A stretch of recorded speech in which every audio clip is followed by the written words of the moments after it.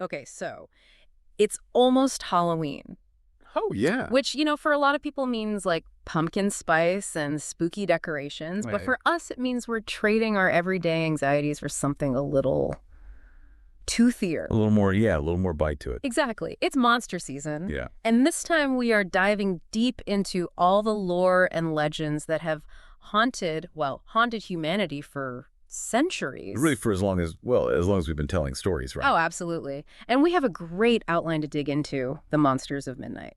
But, and this is important for our listeners, we're not just here to tell like scary stories or just rehash the myths. Then, yeah. We want to unearth like why these creatures still fascinate us, even frighten us, right? Like, what is it about these stories that just stay with us? It's like, you know how everyone's afraid of the dark? Right. I think it's something primal, like something we're all hardwired for. So these myths, they act like a mirror, right? Oh, I like that. Yeah, reflecting our deepest fears, our anxieties, the things we can't always explain in the real world. Like we give a face, a name, a whole backstory to the things that scare us. Exactly. Yeah. And by doing that, by Yeah. giving them a form, maybe we try to take a little bit of that power back. You know? Oh, I see.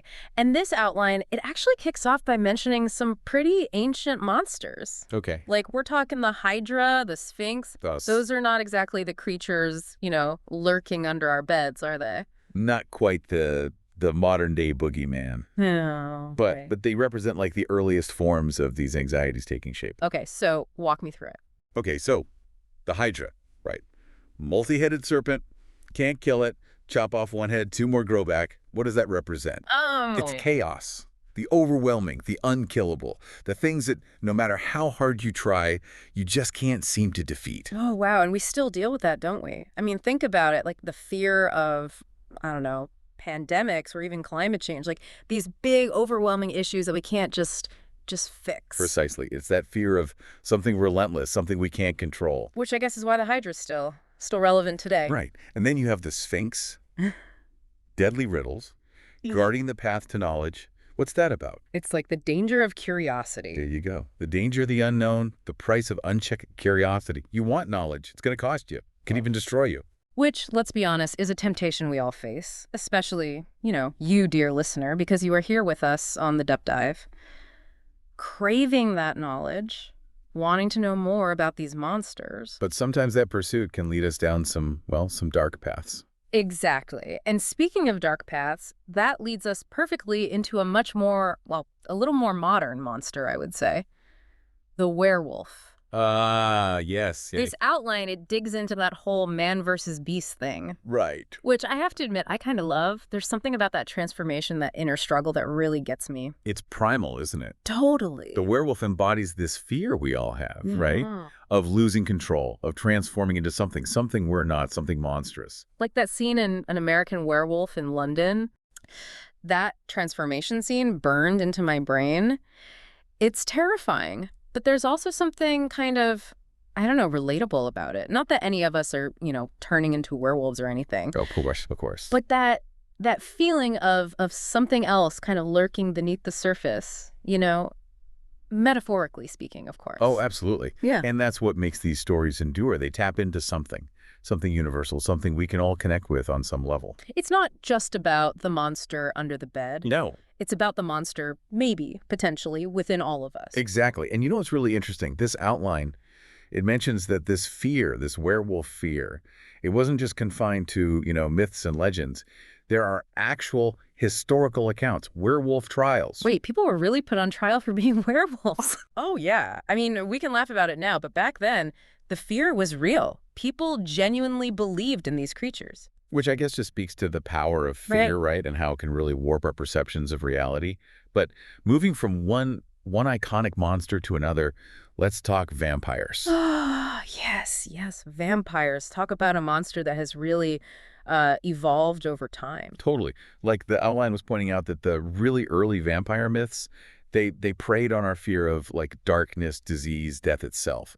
The big stuff. Right. The things we don't want to think about but can't escape. Exactly. But now, like, vampires are all, brooding and seductive and immortal. And immortal. They're almost alluring. Like, what happened? Why do you think they become so, appealing? Well, I mean, think about it. It's the ultimate fantasy, isn't it? To live forever, experience the world with heightened senses, to be desired, Like powerful. never age, to never really die. Exactly. They represent a transgression of our limitations, you know. And let's not forget about that whole undead aspect of it all. Like that's still pretty creepy. I mean, the outline suggests that vampires tap into not just our fear of death, but also what might, be waiting on the other side. Right. It's the ultimate unknown, right? Yeah. Made even more terrifying by this idea that, well, that something sinister might be lurking there. Like not only are you gone, but you might come back wrong. Exactly.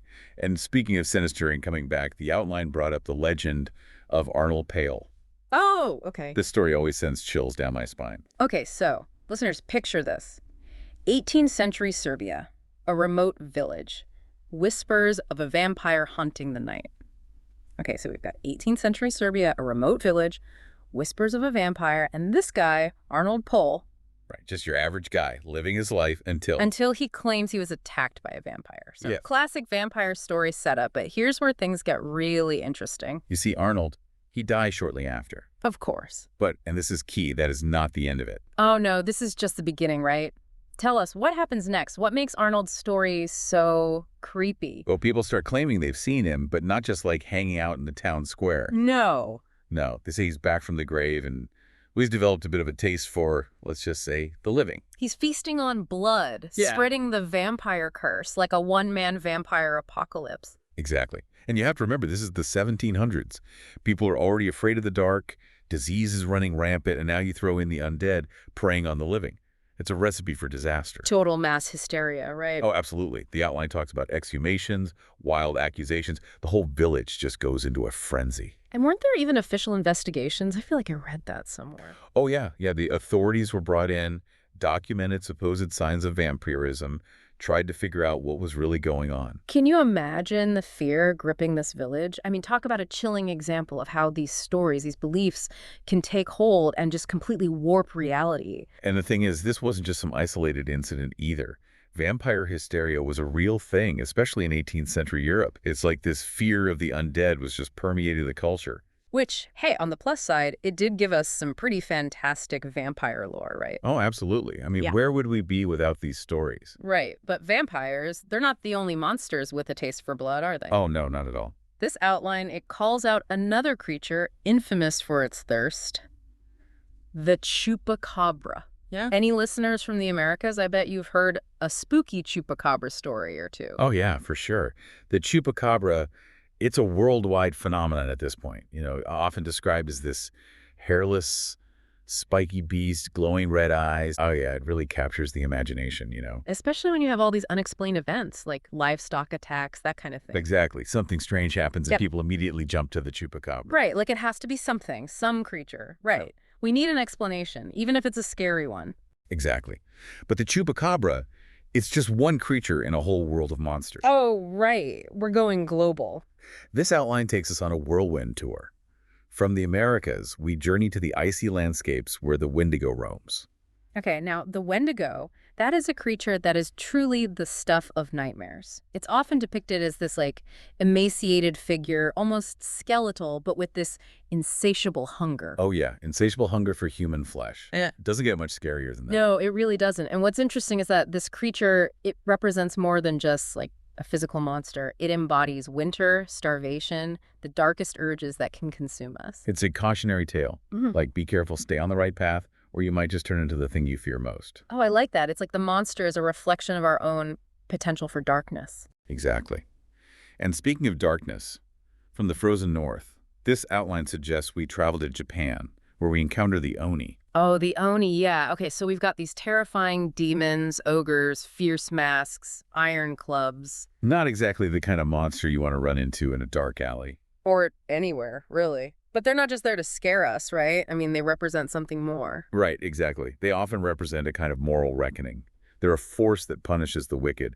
So even in their terrifying presence, there's an element of order, of justice being served. It's like that duality of fear and fascination again. Exactly. And it's a good reminder that not all monsters are created equal, right? Some are more nuanced, more complex than we give them credit for. Totally. And it makes you think about the creatures that haunted your own childhood, right? Oh, absolutely. Every culture has its own unique folklore.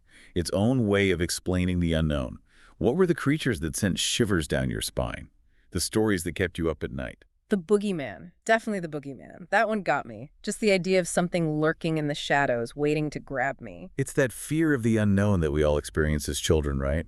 When the world is this big and mysterious, it's easy to fill in the blanks with monsters. And as we get older, those monsters, they might change shapes, but that fear, that sense of something unknown lurking just beyond our understanding, I think it stays with us. It does.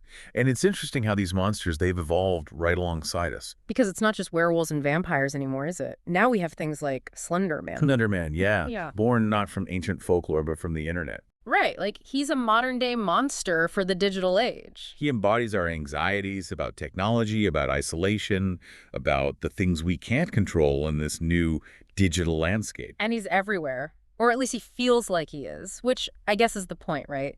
He's a creature born from our fears. Exactly. And it highlights how quickly these modern myths can spread. Especially in a world that's so interconnected. And driven by fear. And it's like he's everywhere, right? I mean, not literally, but... It feels like that, right? Yeah. Like, you see him in the corners of photos. You read these creepypastas. He preys on that unease we feel, that sense that something's watching us. Which, let's be real, is even more prevalent now, right? Like, with all the tech we have, cameras everywhere, it's almost like we're inviting that feeling of surveillance. It's like the monsters. They've adapted. They reflect the anxieties of our time. And it's not just Slender Man, right? The outline also mentions Mothman, this creature often associated with like, impending doom. Oh, Mothman, yeah. There's another level of creepy there. It's not just about being chased by something in the dark. No, it's bigger than that. Yeah, it's like this feeling that something terrible is coming, that we're all, living on borrowed time. It's existential dread manifested in this creature with glowing red eyes. So our anxieties are, evolving, becoming more abstract. In a way, yeah. It's not just about physical threats anymore. It's about the anxieties we carry within us, the fears we project onto the world. Okay, so we've gone from these ancient monsters to creatures born from the internet. And the fears they represent have evolved right alongside them. Right. But it's fascinating how this outline ties everything together with modern horror movies. Like, remember how we were talking about these anxieties becoming more abstract? Sure. Think about It Follows, for example. That entity, it's relentless. And it represents something much deeper, right? Yeah. That fear of the unknown, of what you can't see. The fear of consequences, too, right? Exactly. And then there's the witch, which the outline also brings up. Ah, such a good, good, but scary. Oh, it is terrifying. Hmm? But in such a well-crafted way, like it gets under your skin. It's that slow burn, that atmosphere of dread that just builds and builds. And it explores these very real fears. Isolation, religious extremism, the darkness that can exist within families. It's like the monsters, they're not always lurking in the woods or under the bed. Sometimes they're closer to home. And that brings us back to the central question this outline poses. Okay, what's that? What monsters do we still believe in today? And are they more real than we think? Oh, that is a good question. Because it's easy to dismiss, werewolves and vampires, things like that. Right, those feel like stories. But what about the monsters we create in our own minds? The fear of failure, the fear of loneliness, the fear of the unknown. Those are the monsters we all grapple with in one form or another. And maybe those are the scariest ones of all, right? Maybe, because those are the monsters that can really hold us back, prevent us from living our lives to the fullest. So as we gear up for Halloween, as we maybe indulge in a few scary movies or tell ghost stories around a campfire, it's interesting to remember that, the real monsters might be closer than we think. But that's not necessarily a bad thing. Because by confronting our fears, by understanding what these monsters represent, we can learn to overcome them. Wow. So for a deep dive into the world of monsters, that's actually a surprisingly hopeful note to end on. Well, I think there's always hope, even in the darkest of stories. That's a good reminder. Well, on that note, happy Halloween, everyone. And until next time, thanks for taking this deep dive with us. See you next time.